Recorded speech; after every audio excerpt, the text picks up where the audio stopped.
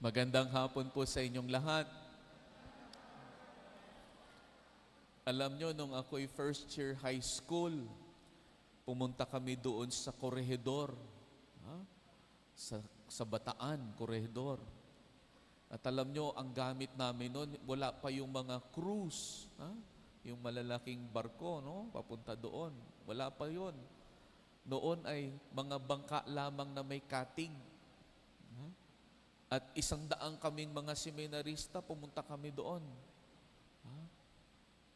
At alam nyo, okay yung pagpunta dahil payapa yung dagat, pero nung pauwi na kami ng mga alas 5 ng hapon, medyo malalakas na yung alon, malalaki na.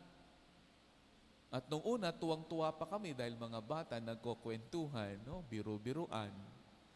Biglang sumigaw yung aming rektor, "Tumahimik kayo."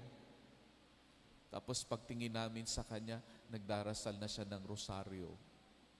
At napansin namin ang lalaki na nung alon. Yung kasama naming mga bangka, hindi namin makita pag gumano na yung alon. Na kapag ikaw ay nandun sa ilalim, talagang ang taas ng dagat, akala nyo ganyan nasa kisame. At doon na kami siniklaban ng takot. Tumahimik kami at sumabay na kami doon sa aming rektor, yung pari na nagdarasal ng rosaryo. Pero wala namang napuntang tubig sa aming bangka. Magaling naman yung bangkero at dumating kami ng payapa. Pero yung karanasan ng takot na napakataas ng tubig at pwedeng-pwede kang lamunin, siguro ganun ang naranasan ng mga alagad sa ebanghelyo natin ngayon.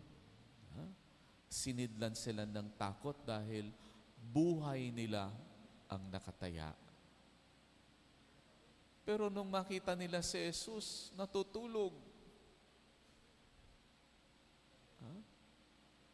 Walang alintanang takot. Hindi nila napansin. Ang nararamdaman lamang nila ay nandoon sa kanilang kalooban yung takot na may mawala sa kanila yung buhay nila. At hindi nila napansin si Jesus na sa kabila ng mga unos na iyon ay tulog siya. Pero sa ating karanasan, sasabihin natin, bakit ba natutulog ang Diyos? Bakit ba napakatahimik ng Diyos? Ang ingay-ingay na ng mga problema ko, ang sama-sama na ng loob ko, pero tahimik pa rin ang Diyos. Minsan, merong karanasan ako na galit na galit ako kasi hindi ako napakinggan. Ang ginawa ko, lumakad ako. Habang naglalakad ako, kahit saan nakupad pa rin ng lapa ako, sinasabi ko sa Panginoon, "Lord, I am so mad. I'm so angry. I was not listened to." Tapos bigla akong nabulong sa sarili ko, "Lord, pag hindi mo ako pinakinggan, magagalit din ako sa iyo." Tapos bigla akong natawa sa sarili ko. Kasi sabi ko, wala namang ginagawa sa iyong Panginoon, bakit ka magagalit sa Kanya? Hanggang sa natauhan ako, pakiramdam ko lang yun Wala pang pisikal na sakit, pakiramdam pa lang nasaktan na ako dahil hindi ako napakinggan. At bakit hindi ba ako napakinggan? Bakit masama na ang loob ko pag hindi ako napakinggan? Gaano ba kahalaga yung aking tinig, yung aking pakiramdam, para maramdaman yun ng iba at pahalagahan? Baka meron din silang dinaramdam. Baka meron silang ibang pakiramdam. Hindi nila naramdaman yung naramdaman ko. At alam nyo, natauhan ako, sabi ko, o nga naman, baka hindi ako nagsalita mula doon sa pakiramdam ko. Baka nagsalita ako dahil doon sa galit ko.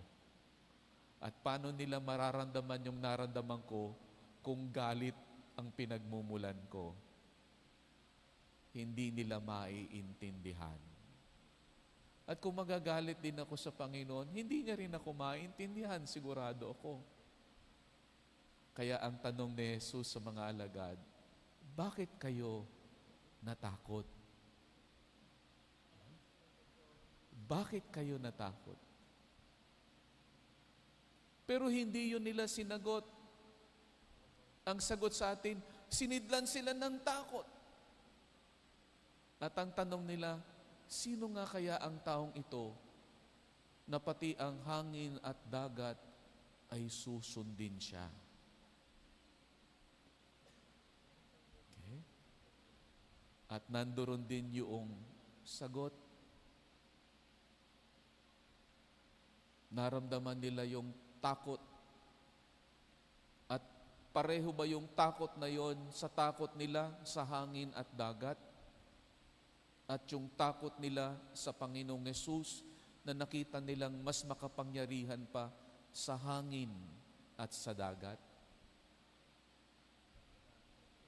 At ang tanong, ano ba yung takot natin? Yung takot natin sa buhay na ito o yung takot natin sa Diyos?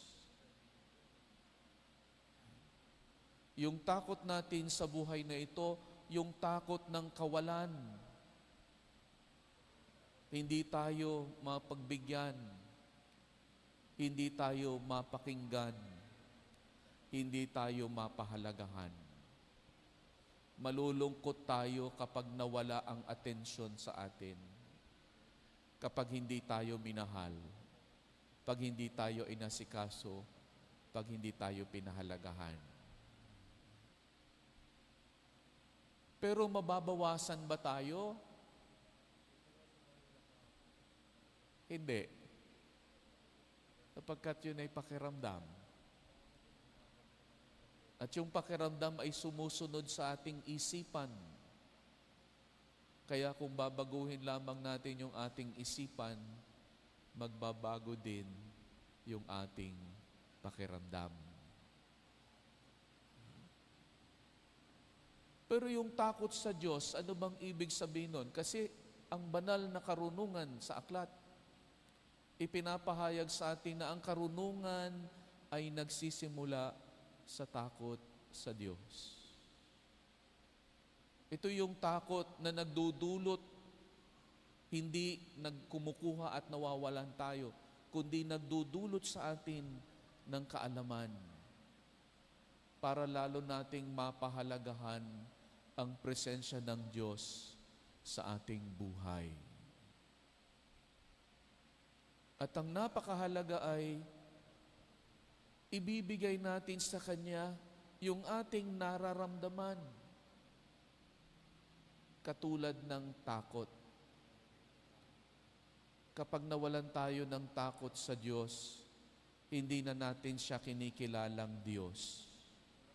Tayo na yung Diyos sa buhay natin. Tayo na yung masusunod. Yung gusto natin, hindi pwedeng hindi pagbigyan. Kailangan yung gusto natin ay masunod. At palagian, tayo ay masasaktan. Sapagkat hindi lamang tayo yung may gusto sa buhay, marami pa. Maganda kung ikaw yung bata sa pamilya, lahat ng atensyon nasa iyo. Alam nyo ba, nakakalungkot ang tahanan kapag wala ng mga bata, pag lahat ay matanda na. Malungkot na. Naghahanap na ng ibang bata. Katulad sa aming pamilya, ako yung bunso. Kaya nung ako'y nagkaedad na, yung kapitbahay namin, pag may bunso, may bata doon, iniimbitahan namin sa bahay. Para maging masaya yung bahay namin, meron kaming lahat inaalagaan. Kahit ako. At tumatanda tayo, nawawala yung atensyon ngayon, ibinabaling sa iba. Kapag hindi ikaw nagbaling ng atensyon sa iba, makasarili ka at mapapansin mo ang lahat nawawala sa iyo. di ka nabibigyan, di ka pinapansin, hindi ka na minamahal, baka kahuli-hulihan, wala ka ng halaga sa mundong ito. At spiral yan pababa. Spiral ng depression, ng anxiety. At ang tatanungin mo na ngayon, ano bang dapat kong gawin? Pero doon ka nang gagaling. Hindi ka nang gagaling dahil sa mahalaga ka, may maibibigay ka sa iba. Kung hindi mahalaga ako, kailangan kong bigyan nyo ako. At sa kakagagawa ng lahat, na ang sentro ng ginagawa mo ay hindi ang ikabubuti ng iba, kundi ang ikabubuti mo. At kapag patuloy ka doon, makikita mo, dahan-dahang nawawala ang mga tao sa piling mo kasi nakakasakit ka na.